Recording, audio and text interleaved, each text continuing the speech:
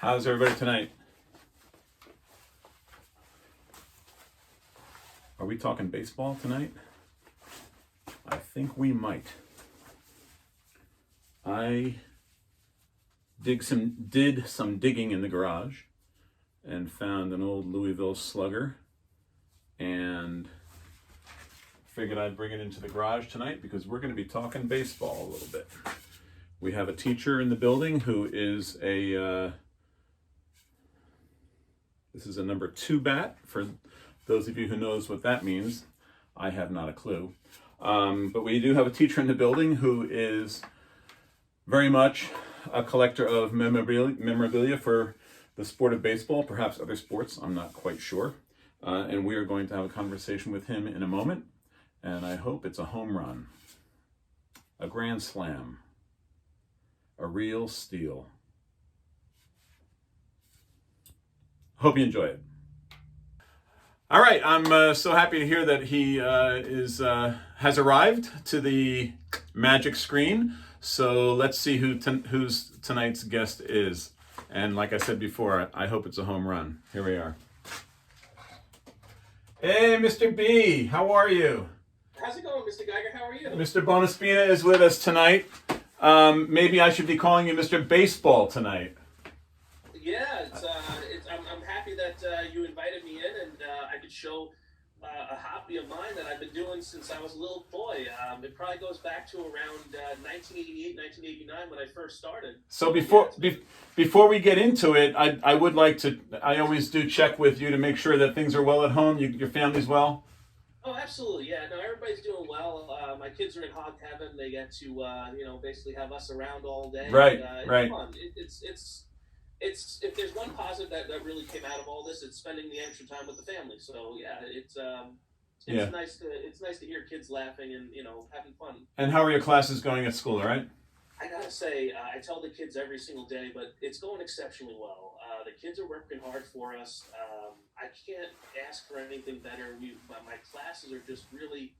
It's a pleasure working with them. I tell them this each and every day, but I'm gonna really miss this crew in particular next year. Moving on to 8th grade, I know that the 8th grade team is going to get a very special class. That's awesome. That's awesome. And I think it's worthwhile, before we get into your hobby, we should just spend one more moment about your profession and congratulate you one more time for being Teacher of the Year. Oh, I appreciate that. Thank you so much. And as I said, it's really due to, the credit really belongs with the team that I work on, the school I work in, the administrators, the staff. It really is impossible to do the exceptional things that go on without exceptional staff and team around me, and students and parents. It's a whole community thing. So. Well, I know you say that heartfelt, and I know that your team appreciates that. But anyway, congrats, accolades to you, kudos to you. All right, so let's get into it. You are a collector of baseball memorabilia, or a particular genre of baseball memorabilia. Is that right? That's right, Mr. Geiger. So what are you going to talk about?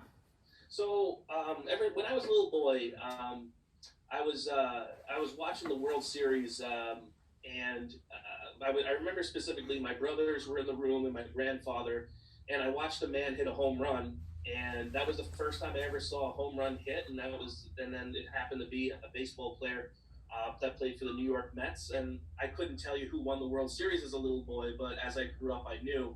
But I said to my brothers, I like that guy. And they just started getting me cards of him. And they'd go out and they'd buy packs of cards and they'd get me cards of him. They got me signed pictures. And it just started snowballing that I had this one guy prevalent in my collection. And to be honest with you, it hasn't stopped for 30 plus years. So I found myself as a way to connect with, me staying young and at the same time having fond memories. And I've just basically collected Gary Carter since I was a little boy. So this was not a Subway Series, probably. So this was Shea Stadium. Yeah. So it was the when he hit the home run that I saw in particular. That was at Fenway, where he had the double home runs on the October 22nd, and so that was it was by pure chance that I was down probably too late past my bedtime to watch that. So it was by freak occurrence that I probably became a fan. That's awesome. That's awesome. Yeah. So show us something. What do you got? Sure. So I see you're wearing a. You just leaned back. I see you're wearing a Mets jersey. yeah. So a friend of mine had gone to the stadium, and he picked up this jersey at the stadium, and I'm friends with him in the card community, and he said, "You know what, Steve? I know you're much bigger fan than me of Gary, so I want to send you my jersey of him." So I'm wearing that in honor of my friend Andrew, who sent that to me. Awesome. And it's so it's staying with the theme that we were talking about with the World Series. The first thing that I can show now, baseball card collecting, it can take any way, any shape or form, and it's also memorabilia thrown in there as well.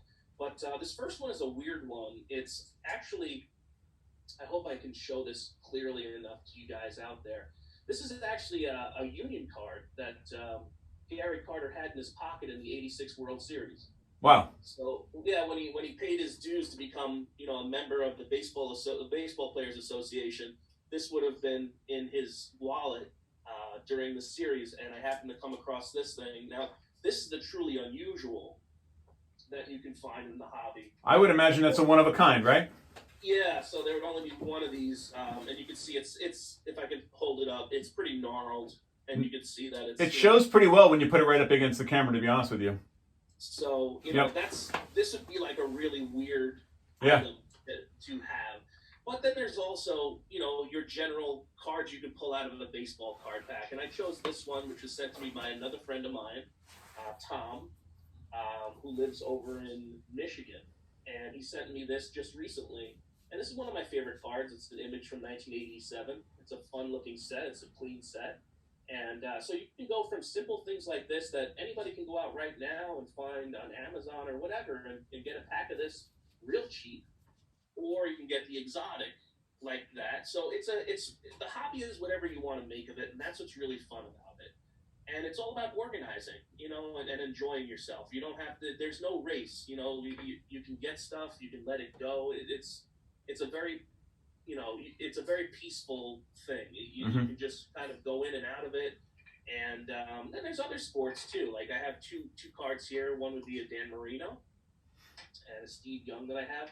I just happen to pull these from where I kept everything, and these happen to be on top. But again, the sets you'll see all have different shapes of designs, I should say, on them.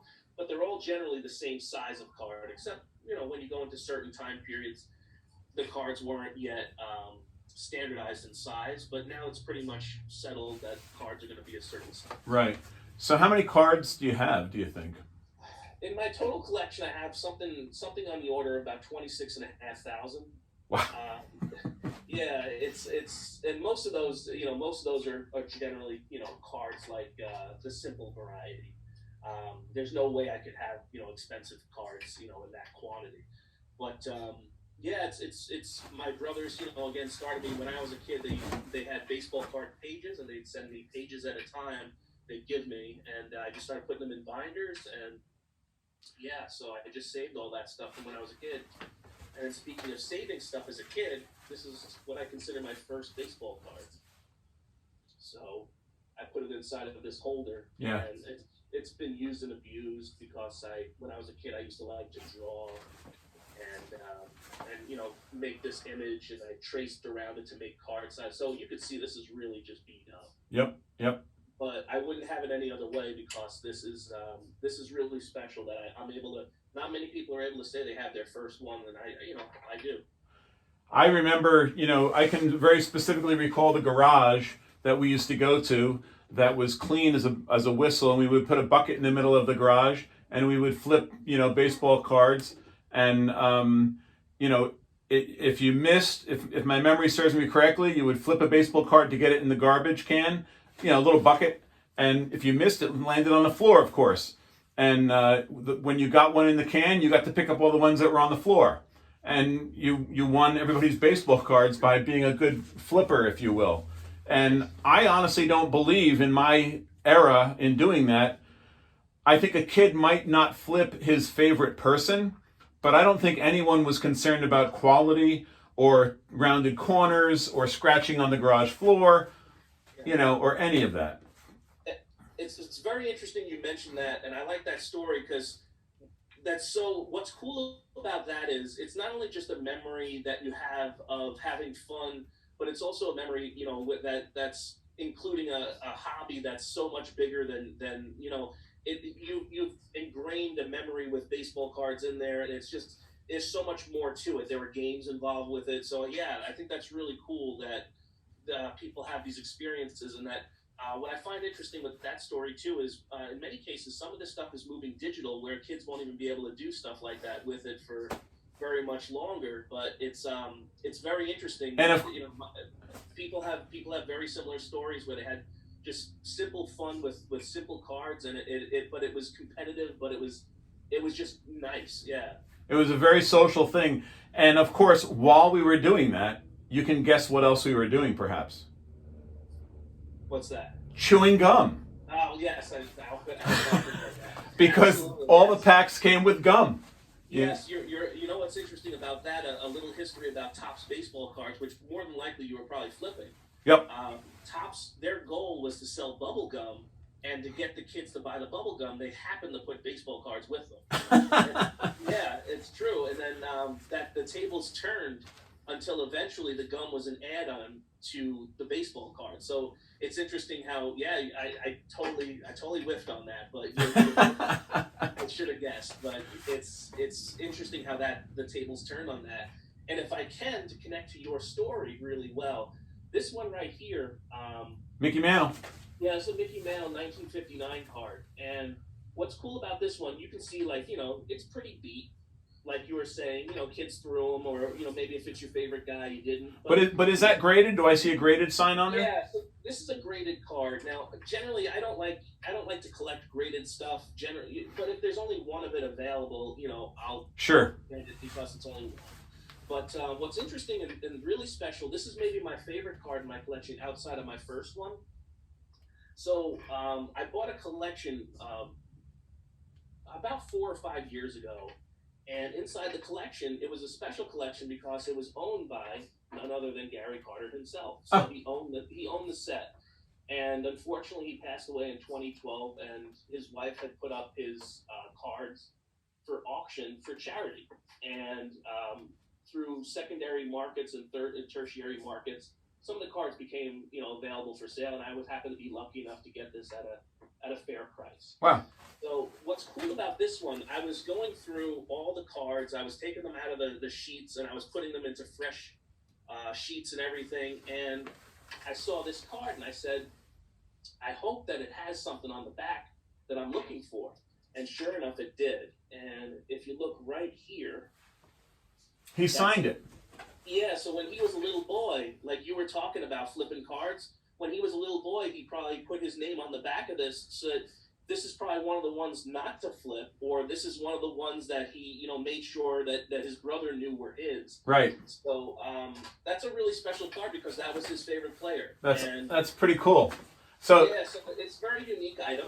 I can kind of relate because I have this book, and this is my son's baseball card collection. He has a ton of cards in the house, nothing like thousands, but certainly several hundred cards. And I don't recall what year he was, how old he was when he put this book together, but because of all those crazy stories about how mom threw away my baseball cards, he literally wrote on the cover of this, "Do not touch or open." And in black magic marker, like, don't you dare mess with my stuff. And I will tell you, there's a young man in the middle school, Christopher, who is heavy into playing card games, the new games with cards and things like that. And I mentioned to him that I had a baseball card collection and other cards from Adam. And he said, I would love you to bring him into the school so I could look at them. I mentioned it to my son, who's, and I said, I might bring the cards in to show Chris what these look like. And he was like, I don't want you to do that. Like, he's still afraid of losing the cards, And of course, he was joking. I eventually Zoomed with Chris so I could share a few of the cards with him because we're not in school anymore. But I think there's this thing about there's a passion there, and you obviously have it.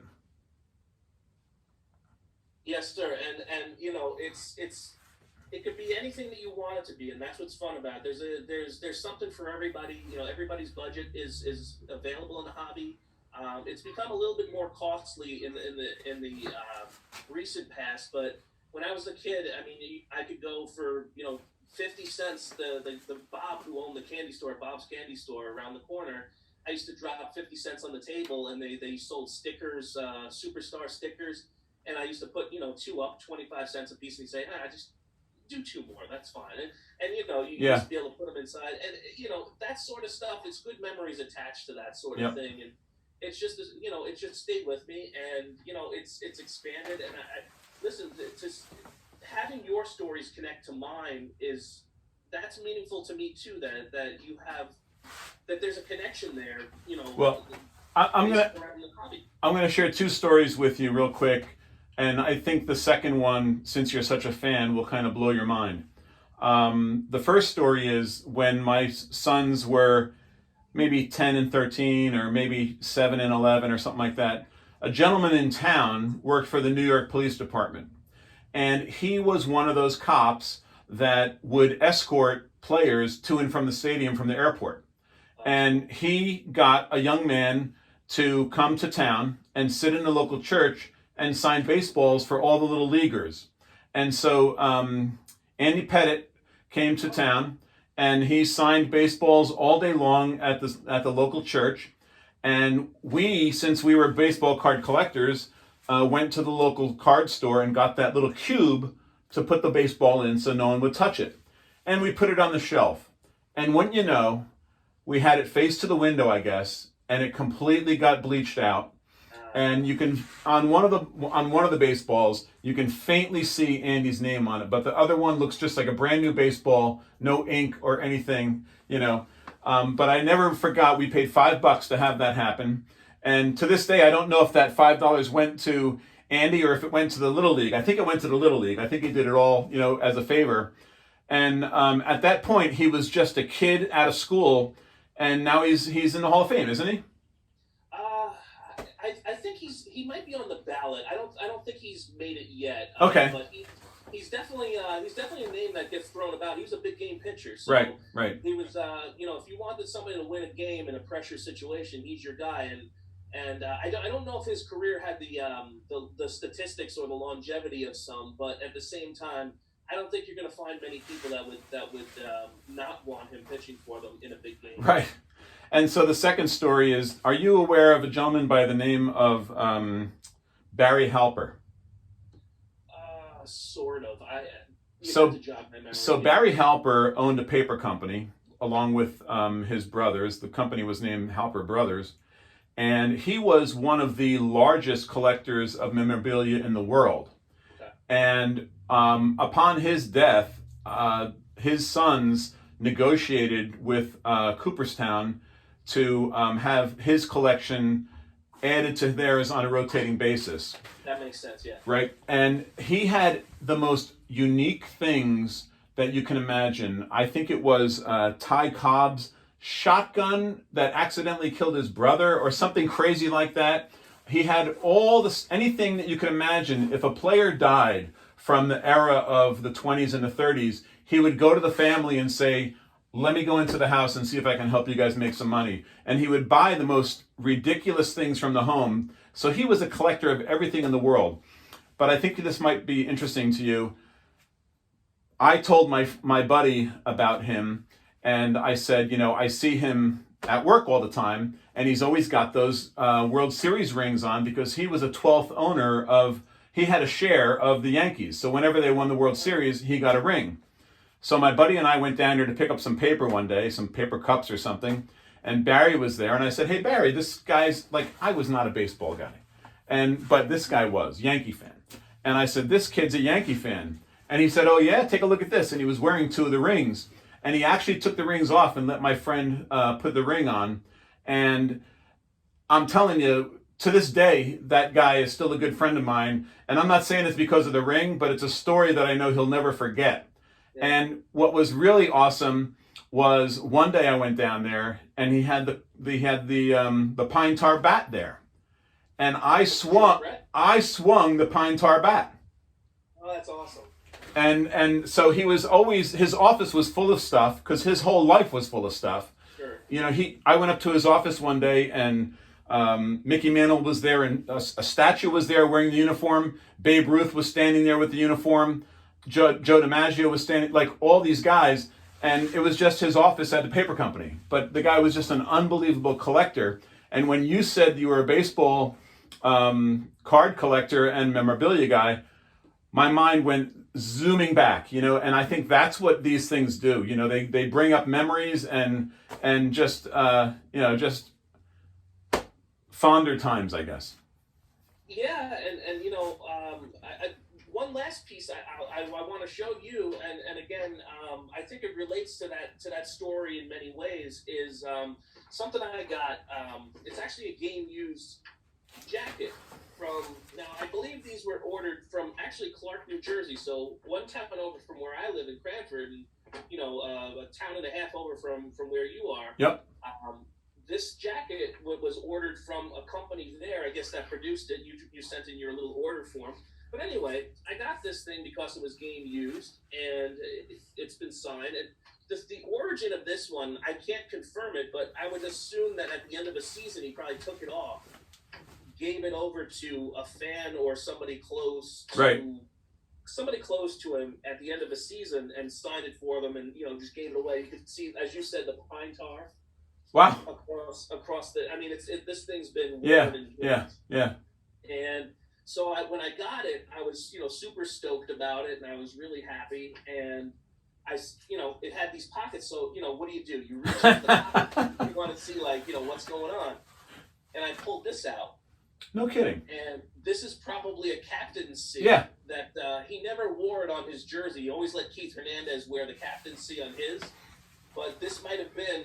They might have given this to him and he just kept it in his pocket. Who knows? Maybe for good luck or what. Yeah. And in the other pocket, I pulled out a batting glove, and that's his nickname, the Kid. Oh, no kidding. So that batting glove, he probably put that on there to signify that that's his when it's not on his wrist. And I found that in the other pocket. I even messaged over to the seller. I said, hey, you know, I found these things. I didn't want to, you know, if he was searching high and low for these things, I wanted to let him know. Right. And I said, no, don't worry about it. It's just from me to you. So. That's awesome. Yeah. So as soon as you mentioned pine tar, that was in my mind right there. That's cool. Yeah, and like you said, how you can share memories and how stuff brings you back. So speaking of bats, I have a Louisville Slugger here. It's wooden. It's someone Lynn, Lynn. Might be Fred Lynn? Fred Lynn, yep, is not signed it obviously, but it's his signature bat, you know, his logo, if you will. And it has a number 2 on it. Do you know what that 2 stands for? Is that 20 ounces or something, or? That's a good question. It could be the bat style. I'd have to look at it, but yeah, it could. The weight might usually. If you look on the knob, is there a weight on the knob? Not anymore because it's really it's beat. You know. Yeah, so you could be right. It could be the first piece of the weight of the bat. It could be the length of the bat too. Yeah. It could also be the model number of the bat. Yeah. But interesting about Fred Lynn, he's one of only 2 people to ever win Rookie of the Year and MVP in the same year. So it's him and Ichiro were the only 2 guys to ever do that. It's a shame that that's printed with ink and not with his signature. Yeah, so Fred Lynn was a really, really good player, and he also came up the same year as Gary Carter in '75. So he won the Rookie of the Year award in '75 for the. I believe he was a Red Sox when he came up, so he won to the American League. That's interesting because you know you hear all these stories about timing is everything, right? You think you're going to be the Rookie of the Year, and just to use an example, and then Michael Jordan decides to go into the draft that year, you know, that kind of thing. So there are so many greats who were kind of also Rands, you know? And I remember Dom Dimaggio is Joe Dimaggio's brother, and he was an exceptional baseball player. And I think this is a great story to end this with for the kids, because he spoke at a graduation ceremony that I saw, and he talked about his stats, and he listed everything you would want from your son or daughter who enters sports. He was a phenom. And he went on and on and on about the career that he had. And he said, but what do you think we talked about at the dining room table? He said, I just happen to have a brother whose name was Joe. And so he was the greatest, except for the guy sitting on the other side of the table, you know? So you think about these things, and maybe it's a good cautionary tale for parents as well, to focus on everyone and not just the king at the table. Because here this guy was, he was probably 55, 60 when he gave the speech, and it still ate at him that not only, and he ended his remarks by saying, obviously, not only did he get all the hugs from my parents, he got the girl, because he married Marilyn Monroe, you know? That's right, yeah, I was gonna say that, but yeah, that's funny. That's a funny Oh, it was hysterical. It was hysterical. And it just, I have 5 sisters. I don't know about how many brothers you have. I have 2 older brothers. Okay. And so you're the baby, if you will, in the family. I'm one of the youngest ones in the family. And it kind of made me think about you really should pick and choose the child for the evening. Who will we talk about tonight, Absolutely. This was fantastic. I appreciate it so much. I thank you, Mr. Geiger, for inviting me in, and I had such a blast doing this. I hope that maybe someday, I could do something like a hobby day or something like that with the kids at the school. But this has really been a pleasure.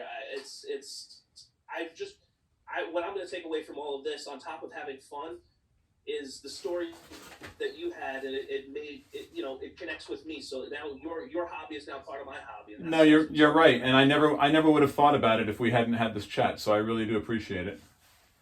All right, have a great night.